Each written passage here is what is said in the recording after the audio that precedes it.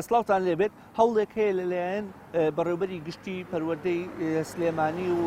بەڕێوەبەرایەتیەکانی لە سنووری قەزا و ناحیەکانی چواردەور کە بایکۆت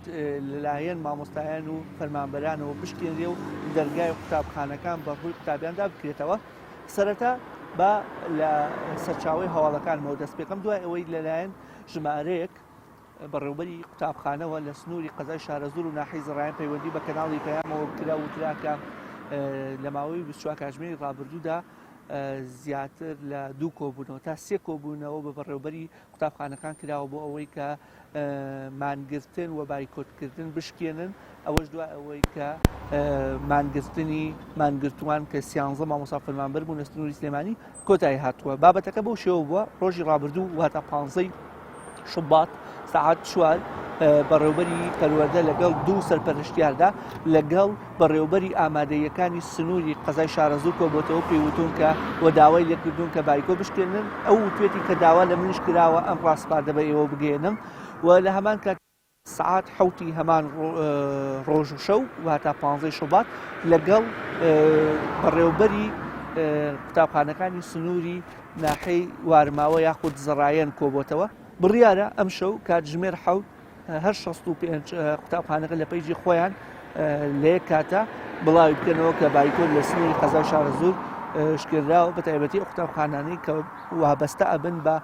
بڕیارەکەەوە. ئێمە بەدادا چوومان کردووە ئەم کۆبوونەوەی لە 15 و 16 مانگ لە بەشێکی زۆری شار و شارشەکان و پەروەردەکانی چواردەور ئەنجام دراوە و تەنانەت ئێمە پەیوەندیمان بە وتەبێژی پەروەردەی سلێمانیەوە کرد باسی لەوە کرد ئەوان وەکو نووسرا هیچ پەیامێکیان نەناردووە بەڵام ئەکرێ خودی بەڕێوەبەر داوای کردبێت لە بەڕێوەبەری پەروەردەکان لە چواردەوردا تا ئەوەی کە بایکۆت بشکێنن و بەپێی ئەو زانیاریانی ئێمە دەستمان کەوتووە کە پەیوەندیمان بە ژمارەیەک زۆر لە بەڕێوەبەرەکانەوە کردووە کە لە کۆبوونەوەکەی ئەمڕۆدا بەشداریان کردووە لە قەزای شارەزوور باس لەوە دەکەن وتویانە بابەتەکە ئیلزامی نییە واتە بە هەڕەشە ئەوە نییە بەڵام کاتێک پێشوازیەکی باش کرا لەوەی کە ژمارەیەکی بەرچاو لە مامۆستا و بەڕێوەبەر و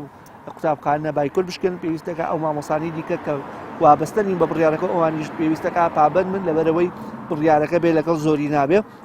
بەپێی ئەو پەیوەندی و بە دوواداچوونانەی کردومە لە سنووری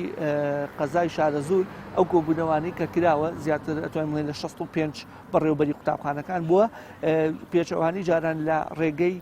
مەسنجەر و گروپی تایبەتیەوە نەبووە بەڵکو ڕاستەخۆ پەیوەندیان پێوکراوش بۆ ئەوەی بە هیچ شێوەیە مزایدە بە یاخود گرفت بۆ ئەو خودی بەڕێوەبەرە دروست نەبێت سکرین بکرێت و دواتر لە سۆشیال میدیا بڵاو بکرێتەوە بۆ هۆکاری ئەوەشی ساعات حوتیان داناوە لە یەک کاتا بۆ ئەوەی لە زۆربەی پەیجەکان ئەو بابەتە بڕوا و کەمترین هێرش بکرێتە سەر مامۆستا و فەرمانبەران کە ئەو بڕیارەیاندا چکە بەبێ و زانیارانی ئێمە هەمانە هۆکاری دیاریکردنی و کاتێ بۆ ئەوەی کەمترین هێرش و ڕخنە لەو مامۆستا و فەرمانبەرانە بگیرێت کە بایکۆتشکێن لەبەرەوەی دەوتێت ئێوە بۆچی بایکۆتان کردەوە ئێستا بۆچی دەیشکێنن بەڵام ئەوەی کە هەیە پەیام بۆی پشتڕاست بۆتەوە لە بەشێکی زۆری پەروەردەکان و بەڕێوەبەرایەتیەکان کۆبوونەوە کراوە و داوا لە مامۆستایان و فەرمانبەران کراوە لە بەتایبەتی لە بەڕێوەبەری